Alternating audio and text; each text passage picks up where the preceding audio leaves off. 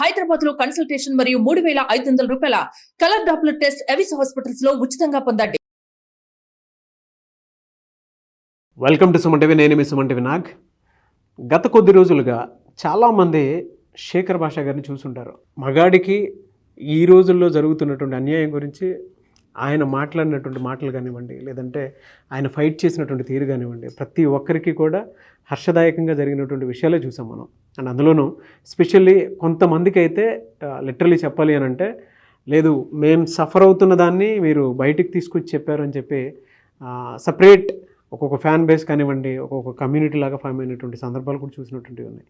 Especially ఇప్పుడు జరుగుతున్నటువంటి choreographer విషయంలో జరుగుతున్నటువంటి ఇన్సిడెంట్ కనుక చూస్తే, ఆయన స్పందిస్తే ఏ విధంగా ఉంటుందని కోరుకున్నటువంటి వాళ్ళు చాలామంది ఉన్నారు. అండ్ నేను హైకోర్టు అడ్వకేట్ రవీంద్రనాథ్ గారు కొన్ని విషయాలు మాట్లాడుకోవడం జరిగింది. అండ్ కలకత్తా ఇన్సిడెంట్కి సంబంధించింది కూడా కొన్ని వీడియోస్ చేసాం. ఆ వీడియోస్కి వ్యూవర్షిప్ రూపంలో మీరు ఇచ్చినటువంటి ఏదున్నా సరే ఆ సపోర్ట్ మాత్రం మర్చిపోలేంది. అయితే ఇప్పుడు జరుగుతున్నటువంటి కొన్ని కనుక మనం చూస్తే ఇన్సిడెంట్స్ని బట్టి ఎవరి వైపు అన్యాయం ఎక్కువగా జరుగుతుంది అనేటువంటి విషయంలో మాత్రం బలంగా కోరుకున్నారు. కొరియోగ్రఫర్ విషయంలో జరిగిన దానికి ఒకసారి శేఖర్ భాషా గారు స్పందిస్తే ఏ విధంగా ఉంటుంది అని. సో అదేవిధంగా ఈరోజు మనతో పాటు ఉన్నారు శేఖర్ భాషా గారు. అది వారి మాటలో తెలుసుకుందాం. Hello sir. Hi Nag. Hello sir. Hi అండి. శేఖర్ భాషా గారు జనరల్గా అంటే నేను మీ గురించి నేను చెప్పడం కంటే కూడా ఆడియన్స్ మిమ్మల్ని చదివిన విధానం చాలా ఎక్కువ ఉంది. పరిచయం కూడా అక్కర్లేదు ఇప్పుడున్న దానికి. చాలామంది లోపల ఉన్న మనుషుల మనోభావాలకి మీరు ఒక ధైర్యం, నో డౌట్. జానీ మాస్టర్ విషయానికి సంబంధించినటువంటి వాటిల్లో మీరు స్పందిస్తే బాగుంటుంది, అట్లీస్ట్ ఒక జడ్జిమెంట్ దీనికి సంబంధించినటువంటి విషయంలో వస్తుంది అనుకున్నటువంటి వాళ్ళే ఎక్కువ మంది ఉన్నారు. నేను చూశాను కూడా. ఈవెన్ నేను రవీంద్రనాథ్ గారు చేసినటువంటి వీడియోలో కింద కామెంట్ బాక్స్లో ఒకళ్ళు పోస్ట్ చేశారు కూడా. మీ ఒపీనియన్ ఏంటి సార్ అంటే దీని మీద, ఎంటైర్ ఇన్సిడెంట్ మీద? నాకు ప్రస్తుతం అందుతున్న సమాచారం వాటితోటి అండ్ అలాగే నా ఒపీనియన్ ఇవి రెండు మీకు షేర్ చేసుకుంటాను. ఫస్ట్ ఏంటంటే, అసలు ఏ రకమైన సమాచారం లేకుండా డైరెక్ట్గా చూస్తే ఒక భార్యాభర్త కావచ్చు, లేదు బాయ్ ఫ్రెండ్ గర్ల్ ఫ్రెండ్ ఆర్ఎల్స్ అక్రమ సంబంధం కావచ్చు, ఏదైనా సరే ఒక స్త్రీ పురుషుల రిలేషన్లో ఎన్నాళ్ళైనా సరే ఉండి ఒకానొక రోజున ఏదో రకంగా గొడవ అయితే, అది ఎటువంటి గొడవ అయినా సరే, ఎంత పెద్ద గొడవ అయినా కావచ్చు, అప్పుడు టక్కుమని వచ్చేసి ఒక కేసు పెట్టేసేయచ్చు. అది అంటే లేటెస్ట్గా వచ్చిన బిఎన్ఎస్ 68, 69 సెక్షన్స్ చూస్తే అది ఇంకా మనం పెనం మీద నుంచి పొయ్యిలో పడ్డామా అన్నట్టు అనిపిస్తుంది మనకి. ఇంతకు ముందు ఉన్న సెక్షన్స్ కన్నా ఇది ఇంకా స్ట్రింజెంట్. అంటే ఇప్పుడు మీరు ఆ 68 సెక్షన్ తీసుకుంటే భర్త భార్యని సెడ్యూస్ చేయడం కూడా ఈ కోవకు వస్తుంది. Not amounting to rape, but it is offence up to 10 years దీనికి ఇంప్రిజన్మెంట్. పాపులేషన్ తగ్గించడానికి ఇట్లాంటి సెక్షన్స్ ఏమైనా తీసుకొస్తున్నారా, అసలు కాపురం చేయడం కూడా తప్పన్నట్టు తీసుకొస్తున్నారా అనేది ఇది ఒక రకం. సో మనం జనరల్గా ఏమవుతుందంటే, లాస్ట్ నేను డీల్ చేసిన కేసుకి ఈ కేసుకి కంప్లీట్ డిఫరెన్స్ ఉంది, ఎస్పెషల్లీ అమ్మాయి విషయంలో. నేను అమ్మాయి గురించి తెలుసుకున్న విషయం అంటే, అమ్మాయి ఇంతకుముందు ఎప్పుడు కూడా ఎటువంటి కేసులు పెట్టలేదు, ఆ అమ్మాయికి ఇటువంటి నెగిటివ్ రికార్డ్ ఏం లేదు. సరే, ఇవాళ రేపట్లో ఈ అక్రమ సంబంధమా లేకపోతే ఆయన మతం ప్రకారం ఆయన ఇద్దరు ముగ్గురిని చేసుకోవచ్చు, అది ఆయన సక్రమ సంబంధం అనుకున్నారు. బట్ వాట్ ఎవర్, వాళ్ళిద్దరికి మధ్య ఒక రిలేషన్ ఉంది అనేది మనకి ప్రైమా ఫేసీలో తెలుస్తుంది. మరి 5 ఏళ్ళ గురించి ఎప్పుడు కూడా లేనిది సడన్గా ఒక రోజున ఎందుకు వచ్చింది? అందరూ అడిగే క్వశ్చన్ ఇదే. ఇన్నాళ్ళు లేదు కదమ్మా, ఈ రోజు ఎందుకు వచ్చి కంప్లైంట్ చేశారు? సో ఇవాళ ఏమిటి ఆవిడని ట్రిగ్గర్ చేసింది? దానికి మనకి కనిపిస్తున్న కొన్ని ఇవేంటంటే, ఆవిడని పని చేసుకొనివ్వట్లేదు, ఆర్ఎల్స్ ఆవిడ మేబీ వేరే రిలేషన్లోకి మూవ్ ఆన్ అవడానికి ఈయన అడ్డం పడుతున్నారు, లేకపోతే ఇంకెక్కడైనా కొరియోగ్రాఫర్ కార్డు ఇప్పించట్లేదు, ఇలాంటివి రకరకాలుగా మనకి సర్ఫేస్ అవుతుంది. ఒకవేళ ఇదే కనుక నిజం అనుకుంటే ఈ రీజన్స్ తోటి ఆయనతో కూర్చొని చర్చించుకుంటే అయిపోయేది. మేబీ వాళ్ళ ఆవిడ పోని గొడవ పెట్టిందా, వాళ్ళ ఆవిడ మా ఆయన వదిలేసి వెళ్ళిపో అని చెప్పి మరి ఆయన కూడా ఈవిడిని వదిలేశాడు. ఒకవేళ కనుక అలా వదిలేస్తే ఆ సెక్షన్స్ వేరే ఉండేది, 493 ఉండేది. అవునండి. సో అది లేదు మనకి. బట్ అదైతే కనిపించట్లేదు. ఆవిడ అలా వెళ్ళిపోయిన తర్వాత అంటే జానీ మాస్టర్ నుంచి నేను దూరం అయిపోవాలనుకుంటున్నాను, ఈయన నా జోలికి రాకూడదు అంటే ఏం చేయాలి? ఏదో సెటిల్మెంట్లు చేసుకునే దీంట్లో కొన్ని రకాలుగా మాట్లాడినట్టుగా మనకి తెలుస్తున్న విషయాలు. బట్ ఏదేమైనా మరి కొన్నిసార్లు లవ్ పెరిగిపోయి నేను ఇంతకుముందు డీల్ చేసిన పాత కేసులో అవతల వాళ్ళు వద్దనుకుంటున్నా సరే నాకు నువ్వే కావాలి అని చెప్పి కూర్చుంటారు కొన్నిసార్లు.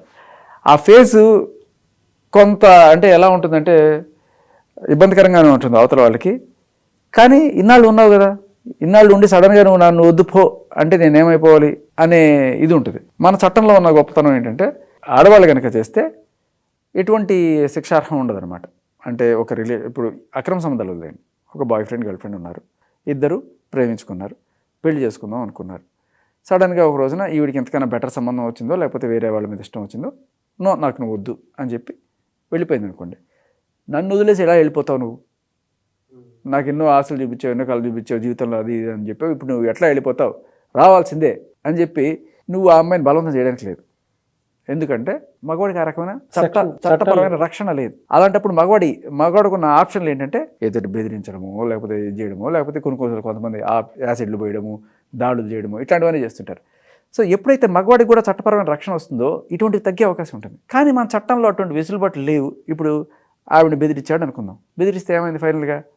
ఆవిడ ఆ బెదిరింపులు తట్టుకోలేక వెళ్ళి పోలీసులను ఆశ్రయించింది అనుకుందాం, తెలీదు, జస్ట్ చట్టం తీసుకున్నారు అనుకోవాలి, స్పెక్యులేషన్. పోలీసులను ఆశ్రయించిందో లేకపోతే ఎవరికైనా చెప్పుకుందో వాళ్ళు ఈవెంట్ తీసుకెళ్ళి అక్కడ కూర్చోబెట్టారు. జనరల్గా మనకి చాలా చోట్ల పోలీస్ స్టేషన్స్లో, చాలా చోట్ల కాదు కొన్ని చోట్ల అనుకోండి, కొంతమంది పోలీసులు చేసేది ఏంటంటే, అమ్మ ఇలా రాస్తే నిలబడదు, మీ నోటికి వచ్చినట్టు కంప్లైంట్ రాసిస్తే కుదరదు, ఒక లాయర్ని పెట్టుకుని రండి, ఆ లాయరు ఎక్కడెక్కడ ఏ సెక్షన్లు పడితే దానికి తగ్గట్టుగా రాస్తారు. కొన్నిసార్లు ఉన్నవి లేనివి ఉన్నట్టు ఇవన్నీ కూడా చేయాల్సిన పరిస్థితులు ఉంటాయి. ఎందుకంటే కంప్లైంట్ నిలబడాలి అంటే. సో సెక్షన్లు బలంగా పడాలి అనే ఉద్దేశంతో లేనివి కూడా ఉన్నట్టుగా రాసే అవకాశాలు ఉంటుంటాయి చాలాసార్లు. ఇప్పుడు కలకత్తాలో జరిగింది మనం ఎవ్వరం ఒప్పుకోం, అది ఖచ్చితంగా రేపే. అటువంటి వాళ్ళకి శిక్ష పడాలి, వాళ్ళు ఎంత దరిద్రలో మనం చూసాం. దాన్ని రేపన్నాను ఎటువంటి అవ్వట్లేదు. ఇలా ఒక 5 ఏళ్ళు 2 ఏళ్ళు 3 ఏళ్ళు కాపురాలు చేసేసుకొని, లేకపోతే ఒక రిలేషన్లో ఉండి సడన్గా ఒక రోజున వచ్చేసి వీడు నన్ను అప్పటి నుంచి రేప్ చేస్తున్నాడు. సో ఇప్పుడు మీరు గమనిస్తే ఆ కలకత్తాలో జరిగిన దానికి వేలాది మంది వచ్చి జస్టిస్ జరగాలి అని చెప్పి పోరాడతారు, ఇన్ని చేస్తుంటారు. కానీ ఇలాంటి వాటిలో బయటికి జనాలు ఎవరు రావట్లేదు. ఎందుకంటే అది రేపు, ఇది ఒక అఫైర్, వాళ్ళకి ఏదో గొడవ వచ్చింది, ఆ గొడవకి వాళ్ళు ఇలా ముందుకు వచ్చి ఏదో కేసులు పెడుతున్నారు. కామన్ సెన్స్ తెలుస్తుంది కూడా, కంటికి కనిపించే. లేకపోతే ఇప్పుడు కలకత్తాలో జరిగిన దాంతో దీన్ని పోల్చట్లేదు కదా ఎవరు. అవును, మనం ఏంటంటే రేప్కి బ్రాడ్ డెఫినేషన్ చూస్తున్నాం. అది రేపే, ఇది రేపే, అన్నీ ఒకటే ఘాటికి కట్టేయడం వల్ల మనం ఆ తేడా చూడలేకపోతున్నాం. దానికి 10 ఏళ్ళ శిక్ష, దీనికి 10 ఏళ్ళ శిక్ష. హౌ? డెఫినేషన్స్ అనేవి లాలో క్లియర్ కట్గా చేసుకోకపోవడం వల్ల వచ్చే ఇబ్బందులు కూడా ఇవి అని నా ఉద్దేశం. ఇది జరిగిందని నేను చెప్పను, ఇది జరుగుండొచ్చు అని చెప్తున్నాను. నాకు తెలుస్తున్న సమాచారం మాత్రం ఆ అమ్మాయి చాలా మంచి అమ్మాయి, ఆ అమ్మాయి ఎప్పుడు కూడా ఇటువంటివి చేయలేదు. ఎవరో ఆ అమ్మాయిని ప్రోద్బలం చేసి ఆ అమ్మాయి చేత ఇంత దూరం పెట్టేస్తున్నారు. అండ్ కొన్నిసార్లు ఒక బిగ్ ఫిష్ మనకు దొరికింది అంటే ఎయిదర్ కెరీర్ పరంగా మనం పైకి వెళ్ళచ్చు, ఒక పెద్ద సెన్సేషనల్ కేసుని మనం చేసాం అనే కోణంలో వాళ్ళు కూడా గట్టిగా చర్యలు తీసుకునే అవకాశం ఉంటుంది. ఆర్ ఎల్స్ వీళ్ళని మనం ఇరికిస్తే మనకి ఎంతో కొంత వస్తుంది అని చెప్పే కోణంలో కూడా నేను ఈ కేసు గురించి చెప్పట్లేదు. మామూలుగా కేటగిరీ ఆఫ్ పీపుల్ ఉంటారండి. మీరు చెప్పింది పెద్దోడు దొరికాడరా, సరే ఎంత ఇస్తారో, 1 కోటి రూపాయలు ఇస్తారా, 10 కోట్లు ఇస్తారా, నేను మీ కేసు సెట్ చేస్తాను. అబ్సల్యూట్లీ ఈ కేసు గురించి నేను మాట్లాడలేదు. ఇట్లాంటి జరిగే అవకాశాలు, ఎక్స్ప్లాయిటేషన్ జరిగే అవకాశం ఉంటుంది. ఇటువంటి అంటే వీళ్ళ భుజాల మీద పెట్టి కాల్చడం అనేది మనం చూస్తుంటాం. అది ఈ కేసులో జరిగిందా లేదా నాకు అబ్సల్యూట్లీ నో ఐడియా. కానీ మీరు ఒపీనియన్ అడిగారు కాబట్టి ఇలాంటివి సొసైటీలో జరిగే అవకాశం ఉంది. కానీ ఇంతకుముందు నేను రాజ్ తరుణ్ కేసుకి, ఈ అమ్మాయి కేసుకి ఖచ్చితంగా డిఫరెన్సియేషన్ ఒకటైతే చెప్పగలను. ఈ అమ్మాయి అయితే ఎక్స్టార్షన్ కోసం చేయట్లేదు. ఎక్స్టార్షన్ అంటే ఈ కేసు నేను తీసేయాలంటే నాకు ఇంత డబ్బులు ఇవ్వు, లేకపోతే ఒక ఇల్లు ఇవ్వు అని అడగడం కోసం అయితే ఈ అమ్మాయి చేయట్లేదు. ఈ అమ్మాయి కారణాలు వేరే ఉన్నాయి, అవేంటి అని ఆ అమ్మాయి బయటకు వస్తేనే తెలుస్తుంది. ఆ అమ్మాయి బయటకు వచ్చినప్పుడు ఒకవేళ ఇలాంటివి చెప్తే కేసు వీక్ అయిపోతుందని ఆ అమ్మాయిని బయటికి రానివ్వట్లేదా అనే డౌట్స్ కూడా ఉన్నాయి. శేఖర్ భాష గారి ఒపీనియన్ ప్రకారం అయితే అలా ఉంది. సో ఇప్పుడు ఇక్కడ ఏంటంటే మన శేఖర్ భాష గారు వీళ్ళు ట్రావెల్ చేస్తారు షూటింగ్ పర్పస్గా, చాలా చాలా ప్రాంతాలు తిరగాల్సి వస్తుంది. ఇక్కడ ఏం జరిగిందంటే ఈ అమ్మాయి పెట్టిన సెక్షన్ 376/2/N అనే సెక్షన్ పెట్టడం జరిగింది. అంటే అర్థం ఏంటంటే మీనింగ్, ఒకే పర్సన్ తోటి రిపీటెడ్గా తను సెక్సువల్ అసాల్ట్ చేస్తుంటే, హెరాస్మెంట్ చేస్తుంది, ఇట్స్ కాల్డ్ రేప్ అనే డెఫినేషన్ వస్తుంది. ఇప్పుడు జనరల్గా అంటే ఇండస్ట్రీ పరంగా అన్ని చోట్లకు తిరగడం అనేది కామన్ కదా సార్. ఇప్పుడు వాళ్ళు షూటింగ్ పర్పస్గా వెళ్తారు. ఇప్పుడు వీళ్ళు అంటే ఏ రకంగా వీళ్ళు అంటే ఎవిడెన్స్లు ప్రొడ్యూస్ చేసే అవకాశం ఉంటుందని మీరేమనుకుంటారండి? అది పాసిబిలిటీ ఉందా మనకు అట్లా? వీళ్ళు రేపు ట్రయల్స్ వచ్చేటప్పటికి కోర్టులో ఎవిడెన్స్లు ఉన్నా లేకపోయినా ఎఫ్ఐఆర్ అనేది జరిగే అవకాశాలు, ఎఫ్ఐఆర్ చేస్తారు, బట్ రేపు కోర్టు ట్రయల్స్కి వచ్చేసరికల్లా దాని మీద స్టాండ్ అవ్వాలి. దానికి పోలీసులు దాని మీద స్టాండ్ అవ్వకపోతే వీళ్ళ మీద మళ్ళీ కేసు పెట్టేదాన్ని వీళ్ళకి మనం పోలీసుల మీద పెడతాం అవకాశం ఉంటుంది. ఇదేంటంటే సార్, ఇప్పుడు మీకే బాగా తెలిసింది అంటే ప్రైమా ఫేసి ఉంటే చాలు ఎఫ్ఐఆర్ పెట్టేస్తారు. ప్రైమా ఫేసి అంటే ఏంటి? ఓకే, వీళ్ళిద్దరు కలిసి రూమ్లో ఉన్నారా, వీళ్ళిద్దరు కలిసి ట్రావెల్ చేశారా, వీళ్ళిద్దరికి సంబంధించిన క్లోజ్ ఫొటోస్ ఏమైనా ఉన్నాయి, క్లోజ్ చాట్స్ ఏమైనా ఉన్నాయి, అంతే. సో లిటరల్లీ రేప్ జరిగిందా లేదా అనేదానికి 90% నాకు తెలిసి చాలా చోట్ల ప్రూఫ్లు ఉండవు. అంటే జనరల్గా ఈ ఇట్లా లాంగ్ టూర్స్ వెళ్ళేటప్పుడు ఇట్లా ఎలా ఉంటుంది సార్? ఈ టూర్స్ వెళ్ళేటప్పుడు ఎలా ఉంటుంది అంటారు? అంటే మాకు కొంత అవగాహన కోసం, అంటే ఎలా ఉంటుంది సిస్టమ్, ఎలా ఉంటుంది వీళ్ళ ప్రొసీడింగ్స్ ఎలా ఉంటాయి? అంటే ఐ మీన్ అందులో ఈవెన్ దో ఒక షూట్ ఈయన రన్నర్ అని ఒక మూవీ తీసినప్పుడు ఈ కొరియోగ్రాఫర్ గారు ఛాన్స్ ఇచ్చారు ఆవిడకి. అంటే తను హీరోగా యాక్ట్ చేస్తున్న మూవీ కూడా ఈ అమ్మాయి కొరియోగ్రాఫ్ చేసింది. ఆ మూవీ పేరు రన్నర్ అనుకుంటా, ఐ థింక్.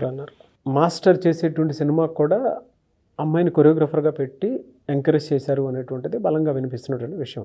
అది వాళ్ళ మెసేజే చెప్పారు. అది ఒక్కొక్క సందర్భంలో ఆ వీడియో కూడా చూడటం జరిగింది.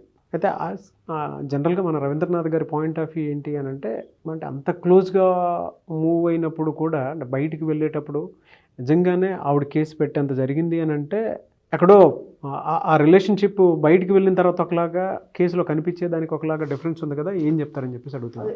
జనరల్గా మన మగవాళ్ళ ఆడవాళ్ళ సైకాలజీ తీసుకున్నా కూడా మగవాడు జనరల్గా ఒక అందాన్ని ఇష్టపడో లేకపోతే క్యారెక్టర్ని ఇష్టపడో అమ్మాయిని గుణవతి రూపవతి అనుకుంటే ఫస్ట్ అతను ఆ అమ్మాయిని అప్రోచ్ అయ్యి ప్రపోజ్ చేయడమో లవ్ చేయడమో ఇది జరుగుతుంది. బట్ జనరల్లీ ఆడవాళ్ళ విషయంలోకి వస్తే మనం గమనించండి, మగవాడు ఇలా చూస్ చేసుకుంటే అమ్మాయి తనకన్నా హైట్ ఎక్కువ ఉండాలి, చదువు ఎక్కువ ఉండాలి, ఎక్కువ సంపాదించాలి, అన్ని రకాలుగా తనకన్నా ఎక్కువ అనేవాడు కావాలి.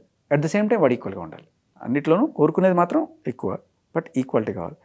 అయితే మగవాడు అనుకునేది ఒక రకంగా అనుకుంటే ఆడవాళ్ళు వాళ్ళ safety security first. Safety security. Dance master దగ్గర ఆల్రెడీ బోల్డెన్ ప్రాజెక్ట్స్ ఉన్నాయి, ఆయనకి బోల్డెంత క్రేజ్ ఉంది. కాబట్టి జనరల్లీ వాళ్ళ ఆలోచనతో ఎంత అందంగా ఉన్నాడు ఇవన్నీ కూడా సెకండరీగా వస్తాయి. ఒక మంచి సేఫ్టీ ఉందా, ఒక లైఫ్ ఉందా ఈయన దగ్గర, నా ఫ్యూచర్లో నాకు సేఫ్టీ ఉంటుందా అనేది ఎక్కువగా ఆలోచించే అవకాశమే ఎక్కువ ఉంటుంది. అలా ఆలోచించినప్పుడు ఓకే ఇంత మూవ్ అవడం నాకు శ్రేయస్కరం, మనం తప్పు కూడా పట్టలేం. అది సైకాలజీ. అంటే మీ పాయింట్ ఆఫ్ వ్యూ నుంచి అండి నేను మామూలుగా అడుగుతున్నాను, పర్సనల్ కన్సెంట్ అనుకోవచ్చా, ఎక్స్‌ప్లాయిటేషన్ అనుకోవచ్చా ఈ కేసుకి సంబంధించి పర్టికులర్గా? సార్ ఇష్టం లేకుండా గనక జరిగి ఉంటే అవి అంటే ఒకటి నేను గమనించింది, నార్త్కి సౌత్కి ఉన్న తేడా. ఇక్కడ ఉండేవాళ్ళు కొంత ఇబ్బంది పడి తర్వాత హ్యూమిలేట్ అయ్యి వాళ్ళు ఉంటారు. బట్ నార్త్లో చాలా గట్టిగా ఉంటారు. ఆన్ ద స్పాట్ ఇచ్చేసి లెఫ్ట్ అండ్ రైట్ ఇచ్చి ఇమీడియట్గా పోలీస్ స్టేషన్కి వెళ్ళిపోయి కేసులు పెట్టేస్తారు. అది వాళ్ళలో ఆ ధైర్యం ఉంటుంది మనకి. బట్ అలా కాకపోయినా కూడా సరే ఒకసారి కాకపోయినా రెండుసార్లు కాకపోయినా తప్పించుకొని పారిపోతారు. బట్ 5 ఏళ్ల పాటు నాన్ స్టాప్గా అలా చేస్తున్నారు అనేది నాకు ఒక ఎక్స్‌ప్లాయిటేషనే అనిపిస్తుంది. ఇప్పుడు ఎందుకంటే ఇప్పుడు ఈవిడే కాదు సార్, పెళ్లి చేసుకున్న వాళ్ళు ఎవరన్నా సరే వాళ్ళ ఆవిడ కూడా 30 ఏళ్ళు కాపురం చేసి పెట్టిన తర్వాత కూడా ఇవాళ ఆవిడేళ్ళు కేసు పెట్టచ్చు. అలా ఉంది మన సార్. మీరు వీలైతే ఆ సెక్షన్ 68 ఒకసారి వినిపించండి. BNS 68 ఇండికేట్స్ అది సార్ చెప్పినట్టుగా ఉంటుంది. అట్లా సింపుల్ అంటే ఏం అవసరం, నాన్ బెయిలబుల్ అరెస్ట్. మగాడిగా భారతదేశంలో పుట్టడమే పాపమా అన్నట్టు అనిపిస్తుంది. మరి ఇదే రివర్స్లో ఏ మగాడైనా సరే ఒక అమ్మాయి నన్ను ఇట్లా హెరాస్ చేస్తుంది, నీకు ఎందుకు జరగవు? ఇట్లాంటివి కూడా జరుగుతాయి. లిటరల్లీ నీకు హీరో ఛాన్స్ ఇస్తా, ఓకే నాకు తెలిసిన కొంతమంది మూవీతో కొంచెం క్లోజ్గా పనిచేస్తాడు, నీకు ఇప్పిస్తాను నేను, ఇంత డబ్బులు కట్టు, ఒక 5 లక్షలు కట్టు లేకపోతే 10 లక్షలు కట్టు, తర్వాత నాతో ఫ్రెండ్లీగా ఉండాలి, you know what I mean. ఇలా అడిగి వాడిని టార్చర్ చేసిన వాళ్ళు కూడా వాడికి ఇష్టం లేకపోయినా కూడా వాడు చచ్చినట్టు ఉండేట్టు. మగవాళ్ళకి ఇది చాలా చిన్న విషయంగా పరిగణిస్తాం మనం. ఓకే నిజమే, అది చాలా చిన్న, ఏముందిరా పోయేదేముందిరా, పెద్ద ఇదేదో కష్టపడిపోయినట్టు పోయి సుఖపడి వచ్చాడు వీడు మళ్ళీ దాని గురించి మనకు చెప్తున్నాడు. కానీ ఏంటంటే మీకు అర్థం కాని విషయం ఏంటంటే అందరు మగవాళ్ళు అలా ఉండరు. కొంతమందికి కొంత ఇష్టం లేకపోయినా కూడా ఇంకా భరిస్తారు, అలాంటి వాళ్ళు కూడా ఉంటారు. కాకపోతే ఏంటంటే ఆన్ అ బ్రాడ్ ఇది చూస్తే అవసరం లేదు అని చెప్పి చేస్తారు. అండ్ ఒకవేళ కనుక లేడీ విషయంలో ఇది జరిగితే ఆవిడకి ఇష్టమై చేసినా కూడా ఆవిడ ఏ రోజైనా సరే అమ్మో నాకు అన్యాయం జరిగిందంటే 100 మంది వస్తారు. అది బేసికల్లీ ఏంటంటే జరిగినప్పుడు చేస్తే ఒక రకం, పోనీ ఒక వారం రోజులు నెల రోజుల లోపల చెప్పిన అదొకటి. 5 ఏళ్ల తర్వాత ఒకసారి వచ్చి ఇది చేస్తే ఎవరికైనా డౌట్ వస్తుంది. ఏదో గొడవ జరిగితే ఆ గొడవకి ఇలా చట్టాన్ని అడ్డం పెట్టుకుంటున్నారు. సరే తప్పు ఏం జరిగిందో ఆ కేసు పెట్టు. ఇక్కడ ఒక విషయం చెప్తున్నారు సార్, తను చెప్పిన కరెక్షన్ ఏంటంటే 5 years బ్యాక్ పెట్టిన కేసు ఏదైతే ఉందో అది పోక్సో యాక్ట్, అది తను పెట్టింది. అంటే అప్పటికి అమ్మాయి ఇంకా మైనర్, మేజర్ కాలేదు. 16 ఏళ్ళని వాళ్ళు చెప్పిన రికార్డ్స్ ఏదైతే ఈ డేట్ ఆఫ్ బర్త్ సర్టిఫికేట్స్ ఇచ్చారో ది బేస్డ్ ఆన్ దట్ ఏంటంటే 2019కి ఆ అమ్మాయికి జస్ట్ ఇంకప్పుడు 16 ఇయర్స్. సో పోక్సో యాక్ట్ ఏం చెప్తుందంటే అంటే చాలా కారణం అంటే ఈ ఒక్క సిచ్యువేషన్ కాదు, జనరల్గా మైనర్గా ఉన్నప్పుడు ఏదైనా అబ్యూజ్ సెక్సువల్ హెరాస్మెంట్ జరిగినప్పుడు అట్ ఎనీ టైం 5 years కావచ్చు, 8 years కావచ్చు, 10 years కావచ్చు, ఎప్పుడైనా తను పెట్టే అవకాశం ఉన్నట్టుగా మనకి సెక్షన్ అక్కడ మోడిఫై చేశారు దాన్ని. ఇక్కడ ఏం జరిగిందంటే ఈ విషయంలో తనకి ఏదైతే పెట్టారో పోక్సో యాక్ట్ ప్రకారం పెట్టడం జరిగింది. జనరల్ యాక్ట్స్ అట్లా చెప్పమండి, అంటే అలా అని చెప్పి టైం బండ్ ఎక్కడ 1 yearలో జరగాలి 6 monthsలో చెప్పాలని ఉండదు. దీనికి కూడా కొంతమంది చెప్తున్నారు, ఇప్పుడు డి షోలో ఆ డ్యాన్స్ ప్రోగ్రామ్ ఏదైతే ఉందో దాంట్లో చాలా ఇంటిమేట్ డ్యాన్స్ మూవ్స్ ఉంటాయి. సో దానికి అలాంటి వాటికి అలో చేసినప్పుడు ఫస్ట్ వాళ్ళ అమ్మ వాళ్ళని కూడా మనం తప్పుపట్టాల్సి ఉంటుంది. డెఫినెట్గా 16 ఏళ్ళ అమ్మాయిని తీసుకొచ్చి అలాంటి దాంట్లో నువ్వు చేసినప్పుడు ఇంటిమసీ వాళ్ళ మూవ్స్ ఇది కూడా మారుతుంది. అండ్ ఇంకొకటి ఏంటంటే 18 ఏళ్ళు లేకుండా నువ్వు అట్లాంటివి చేయకూడదు అనే ఒక రూల్ కూడా ఉంది. మరి ఆ రూల్ని అని ఇంకొకటి ఏంటంటే ఆవిడ డేట్ ఆఫ్ బర్త్ సర్టిఫికేట్ తీసుకొచ్చి ఇప్పుడు చూపిస్తుండొచ్చు. ఇప్పుడు ఎవరు కూడా ప్రేమించాలనుకున్నప్పుడు చాలాసార్లు నీ డేట్ ఆఫ్ బర్త్ సర్టిఫికేట్ పట్టరా, నేను ప్రేమించాలనుకుంటున్నాను, లేకపోతే నీ క్యాస్ట్ సర్టిఫికేట్ పట్టరా, ఇలాంటివి ఎవడు అడగడు కదా. అప్పుడు ఆవిడ 18 అని చెప్పుండొచ్చు, 19 అని చెప్పుండొచ్చు, హూ నోస్. సర్టిఫికేట్ ఉంది కాబట్టి కాదు కదా. అండ్ అలాగే ఆయన కూడా అవతల పక్క ప్రేమించేవాళ్ళు నేను హిందూని అని చెప్పేసి ఉండొచ్చు. తర్వాత సడన్గా ఏదో రోజున నేను ముస్లింని, నేను ఎంతమందినైనా పెళ్లి చేసుకుంటాను అని ఉండొచ్చు. సో ముస్లిమ్స్ యాక్ట్ ముస్లిం లా ప్రకారం కూడా ఎలా ఉంటుందంటే ఫస్ట్ వైఫ్ యాక్సెప్ట్ చేస్తేనే second or third or fourth, only 4 వరకు వాళ్ళకి అప్లై అవుతుంది. అర్థమైంది. But so first wife accept చేయాలి, వితౌట్ యాక్సెప్టెన్స్ మిగిలిన సెకండ్ థర్డ్ ఫోర్త్ కూడా చేసుకునే అవకాశం లేదు వాళ్ళకి.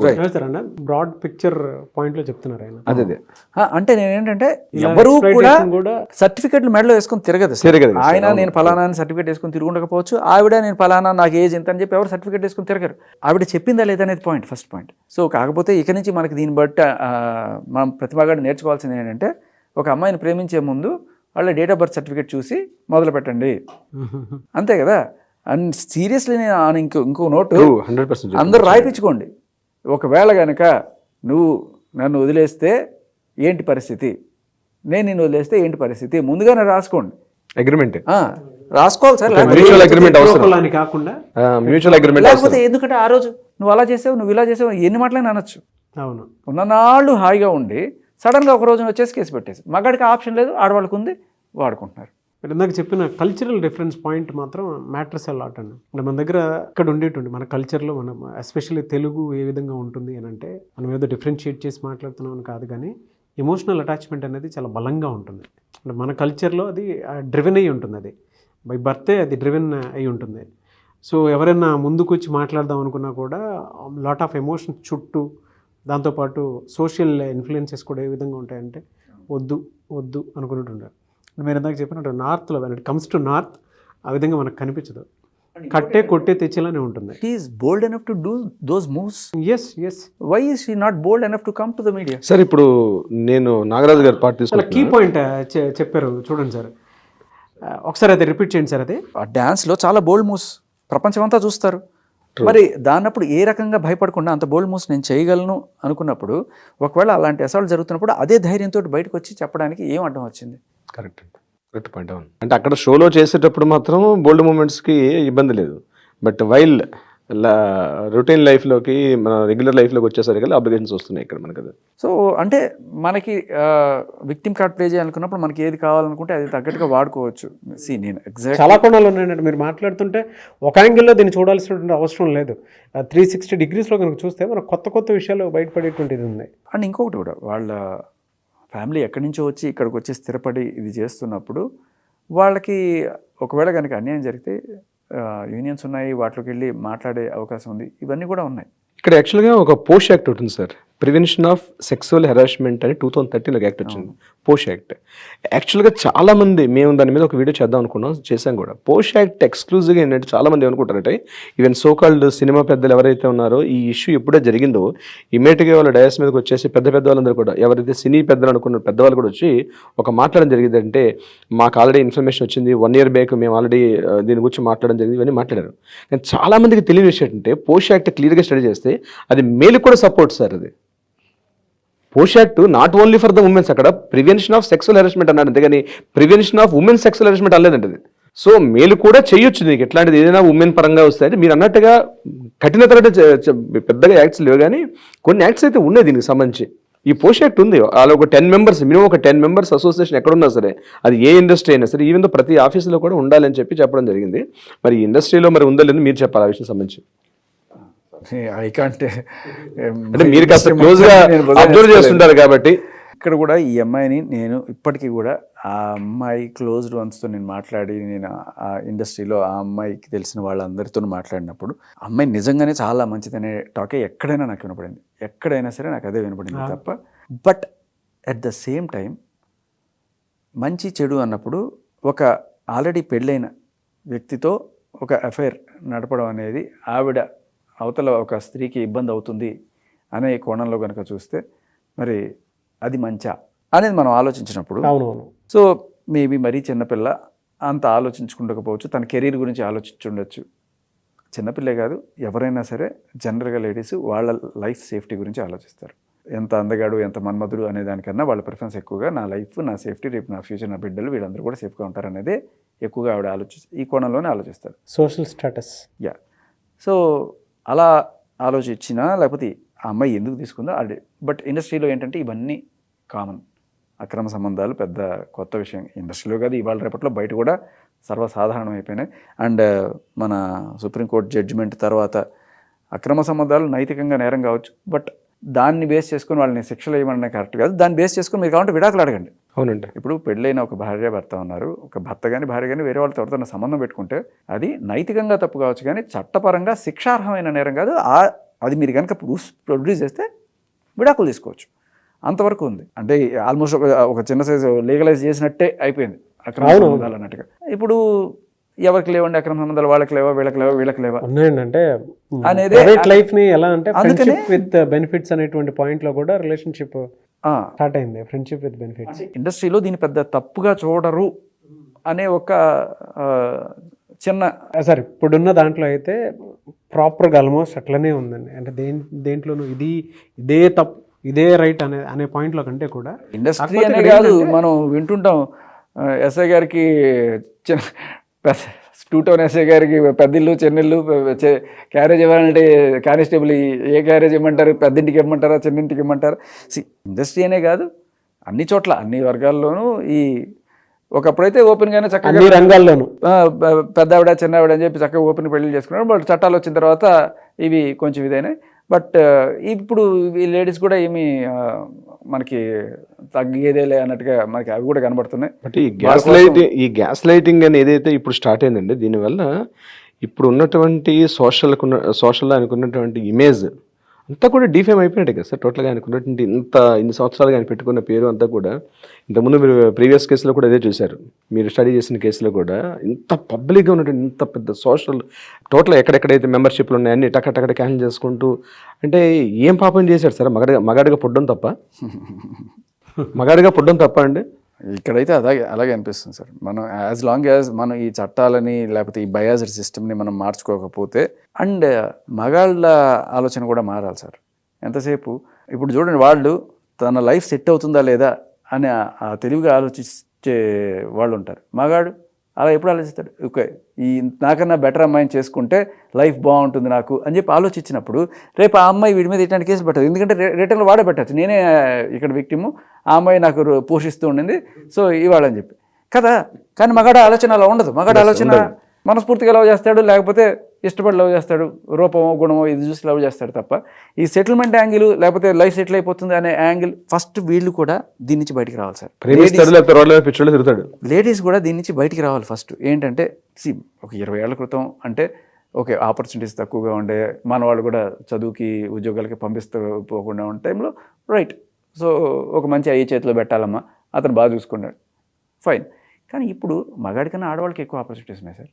నేను వెళ్ళాను అనుకోండి ఎక్కడైనా యాంకరింగ్ కోసం, ఎవరైనా 2-3 అమ్మాయిలు వచ్చారనుకోండి, నన్ను లాస్ట్ పిలుస్తారు. ఎక్కడైనా ఈవెంట్ జరిగిందనుకోండి, ఫస్ట్ అమ్మాయిని వచ్చి మాట్లాడమనండి. ఇది జరిగేది ఇండస్ట్రీలో. అండ్ ఇంకొకటి ఏంటంటే, ఒక ఇండస్ట్రీలో ఒక మగాడు నిలదొక్కుని, ఇప్పుడు రాస్తాడు లాంటి వాడు ఉన్నాడు, అతను ఏ సపోర్టు లేకుండా వచ్చి, ఏ గాడ్ ఫాదర్ లేకుండా వచ్చి నిలబడ్డాడంటే నిజంగా అది అతని స్వయం కృషి తప్ప ఇంకోటేం కాదు. కానీ చాలా చోట్ల మనం చూస్తుంటాం ఈ క్యాస్టింగ్ కోచ్, ఇది మగాడికి ఎక్కడా లేదుగా. ఉన్నా కూడా ఎవడు చెప్పుకోడు, దాని గురించి ఎవడు మాట్లాడు. ఈజీ తీసుకుంటారు. కానీ ఈ కాస్టింగ్ కౌచ్ వల్ల నేను సఫర్ అయ్యాను, బట్ తప్పదు కొన్నిసార్లు, అలాగే నాకు ఆఫర్లు వచ్చాయి, ఇప్పుడు నేను పెద్ద హీరోయిన్ అని చెప్పిన వాళ్ళు కూడా ఉన్నారు. మగాడికి ఆప్షన్ కూడా లేదు కదా, వాడి దగ్గర ఇచ్చుకోవడానికి ఏమీ లేదు. చచ్చినట్టు వాడి కష్టం, వాడి టాలెంట్తోనే ఎవడైనా స్టార్. ఇవాళ నేను ఇక్కడున్నా, లేకపోతే మీరు ఇక్కడున్నా, ఎవరైనా మగాడు వాడి టాలెంట్తో మాత్రమే స్టార్ అవుతున్నాడు తప్ప ఇంకా వేరే ఏమీ లేదు. వ్యాలిడ్ పాయింట్ అండి. బట్ ఏ రకమైన ఇప్పుడు అది కూడా పక్కన పెట్టేసినా కూడా, కాస్టింగ్ కౌచ్ అడిగినా అడగకపోయినా కూడా ఫస్ట్ ప్రిఫరెన్స్ లేడీస్కే ఉంటుంది. ఈ ఎస్పెషల్లీ మీడియాలోను, ఇండస్ట్రీలోను, వీటిలోనూ కూడా ఎక్కడన్నా కూడా లేడీస్కి ప్రిఫరెన్స్. అండ్ మగాళ్ళు హీరోలు అవ్వాలంటే జనరల్లీ స్టార్స్ వాళ్ళ కొడుకులు అవుతున్నారు తప్ప, ఒక కొత్త వాడు వచ్చి నిలదొక్కోవాలంటే అది సంథింగ్ ఎల్స్ అలా అవుతుంది తప్ప ఇలా అయ్యే ఛాన్సెస్ తక్కువ. సో జెండర్ ఈక్వాలిటీ అన్నది కేవలం పేపర్లోనే పరిమితం సార్. ఈవెన్ చట్టాల్లో కూడా జెండర్ ఈక్వాలిటీ లేదు. నేను గట్టిగా చెప్పగలుగుతా బీయింగ్ ఎన్ అడ్వకేట్గా. జెండర్ ఈక్వాలిటీ మాట్లాడుకోవడానికి, ఈవెన్ పేపర్లో చదువుకోవడానికి, ఉపన్యాసాలు ఇవ్వడానికి బాగుంటే తప్పించి జెండర్ ఈక్వాలిటీ అనేది ఈవెన్ దో లీగల్ సిస్టంలో కూడా జెండర్ ఈక్వాలిటీ లేదు సార్. సార్ ఇది కన్క్లూడ్ చేసే ముందు ఫైనల్ పాయింట్ ఒకటి అడుగుతుంది సార్. ప్రీవియస్ ఒక ఇంటర్వ్యూలో ఒక మాట అనటం జరిగింది, అంటే అమ్మాయి సైడ్ తప్పు జరిగితే నేను స్పందించాల్సినటువంటి అవసరం లేదు, బట్ అబ్బాయి సైడ్ కనుక తప్పు జరిగితే డెఫినెట్గా దాని మీద క్వశ్చన్ చేసేటువంటి ఇది ఉంది అని చెప్పేసి బాహాటంగానే దాని మీద చెప్పడం జరిగింది. ఫర్దర్గా ఎటువంటి ఇన్సిడెంట్స్కి, అంటే ఒక గ్రూప్ ఆఫ్ పీపుల్ అనుకోండి, సెక్టర్ ఆఫ్ పీపుల్ అనుకోండి, మగాళ్ళందరూ కలిసి కూడా కొంతమంది విమెన్ కూడా మిమ్మల్ని సమర్థించుకుంటూ మీరు లాస్ట్ టైం టఫ్ ఫైట్ ఇచ్చినటువంటి ప్రాసెస్లో కింద కామెంట్ బాక్స్లో పోస్ట్ చేసినటువంటి వాళ్ళు నేను చాలామందిని చూశాను. అంటే అంత పాజిటివ్గా, ఈవెన్ మీ ఇన్స్టా కూడా అది పెరిగింది దానివల్ల. అదే మీకు చెప్తా. ఇప్పుడు అంటే ఉమెన్ సపోర్ట్ చేస్తున్నారు అంటే, ఇప్పుడు కొరియోగ్రాఫర్ ఉన్నారు, మాస్టర్ ఉన్నారు, సరే ఆయన మీద కేసు పెట్టిన మహిళ ఒక ఆవిడ ఉంది. సో ఈవిడ తరపున మహిళలు నిలబెడితే, మరి మాస్టర్ వైఫ్ ఆవిడ మహిళ కదా, మరి వాళ్ళు ఎవరి పక్కన నిలబడతారు? మన పక్కన నిలబడతారు. మనం అదే అంటున్నాను, అంటే వాళ్ళు వీళ్ళు అని చెప్పాను. ఇప్పుడు ఇది జస్ట్ ఇంకా అసలు ఏమి తెలియకుండానే మనం మాట్లాడుతున్నాం. అవునండి. సో ఒకవేళ కనుక ఇది అయితే 5 ఏళ్లలో శుభ్రంగా ఉండేసి లాస్ట్ నా ఏదో గొడవ అయింది కదా అని చెప్పి, ఇప్పుడు నేను అనేది ఒకటే, ఒకవేళ కనుక నిజంగానే నీకు ఏదైనా అన్యాయం జరిగి ఉంటే, ఏ అన్యాయం జరిగిందో దాని మీద కేసు పెట్టు. మాస్టర్ నాకు అవకాశాలు రానివ్వకుండా చేస్తున్నాడా, ఓకే, దాని మీద కేసు పెట్టు. నా కార్డు రానివ్వకుండా చేస్తున్నాడా, దాని మీద కేసు పెట్టు.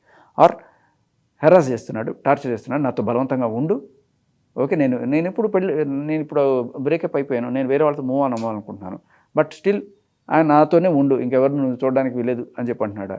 ఆయనకి పెళ్ళైంది, పిల్లలు ఉన్నారు, లేకపోతే ఆయన నాకు లైఫ్ ఉండాలి కదా, నేను దానికోసం వెళ్తుంటే ఆయన నన్ను ఆపుతున్నాడు నా లైఫ్ని, ఇది కరెక్ట్ కాదు. ఏదైనా సరే అది చెప్పాలి. అదే అంటున్నా, అక్రమ సంబంధాలు నా ప్రాబ్లం కాదు, అక్రమ కేసులే నా ప్రాబ్లం, అక్రమ సెక్షన్సే నా ప్రాబ్లం. సో ఒకవేళ కనుక అదే జరుగుతోందా అనేది మనకు ఇంకా తెలియాల్సి ఉంది. either ఆ అమ్మాయి వచ్చి బయటికి మాట్లాడడమా, లేకపోతే మనకి ఏదైనా సరే సాక్ష్యాధారాలు వాళ్ళ సైడ్ నుంచి, ఈ కొరియోగ్రాఫర్ గారి సైడ్ నుంచి ఏదైనా వచ్చినా కూడా మనం దాన్ని పరిశీలించి ఖచ్చితంగా మాట్లాడచ్చు. సార్ మీరైతే ఖచ్చితంగా ఈ సెక్షన్ ఇది అందరూ తెలుసుకోవాల్సిన విషయం ఏంటంటే, ఈయనే కాదు, మాస్టరే కాదు, అక్రమ సంబంధాలే కావక్కర్లేదు, ప్రేయసి ప్రియుల్లో కావచ్చు, లేకపోతే మొగుడు పెళ్ళాలైనా సరే, ఏదో ఒక రోజున చిన్న గొడవ అయినా సరే, నాకు సినిమాకి తీసుకెళ్ళలేదు, లేకపోతే నేను ఉల్లిపాయలు కోసిమంటే కోసి ఇవ్వలేదు అని చెప్పి కోపం వచ్చి ఆ గొడవ పెద్దదయ్యి నేను పోలీస్ స్టేషన్కి వెళ్ళి కేసు పెట్టేయచ్చు. ఎందుకంటే 4 ఫోటోలు ఉన్నాయి, మీరు కలిసి ఉన్నట్టు కొన్నాళ్ళు సాక్ష్యాలు ఉన్నాయి, చాలు, ప్రైమా ఫేసి కేసు అయిపోతుంది. ఇది మనం మార్చుకోకపోతే కుక్కిన పెయిన్ లాగా ఇంకా అంత జీవితకాలం ఇలా భయపడుతూ బతకాలి. అది 50% పాపులేషన్ ఉంది, ట్యాక్సీలు కడుతున్నాము, రోడ్లు ఇస్తున్నాం, మనమే ఇవన్నీ చేస్తున్నాం. అంతా చేసి ఖచ్చితంగా మన అమ్మల్ని, మన చెల్లెల్ని మనం కాపాడుకోవాలి. రెస్పెక్ట్, నో డౌట్ అమ్మో, మన ఇంట్లో పిల్లలు మనం కాపాడుకోవాలి సార్. ఎప్పుడు ఏ చిన్న కోపం వచ్చినా కూడా సరే నీ మీద నేను నీ గొంతు మీద కాలేసి నీ జీవితాన్ని కాలు రాస్తాను. జీవితం అంతా నాశనం చేసినట్టే కదా. ఇప్పుడు ఒక ఎఫ్ఐఆర్ పెట్టి లేకపోతే జైల్లో రిమాండ్లో పెడితే మనిషికి పరుగు పోయినట్టే కదా. ఎక్కడి నుంచి తీసుకొస్తారు? మళ్ళీ అంతా అయిపోయింది సార్. జనరల్గా మనం చూస్తుంటాం కోర్టులో నిర్దోషిగా విడుదల చేస్తున్నాం 10 ఏళ్ళ తర్వాత, జీవితం 10 ఏళ్ళు సంక్రాంతి ఇచ్చేసి ఇప్పుడు తర్వాత నిర్దోషిగా విడుదల చేస్తే ఏమైంది అక్కడ?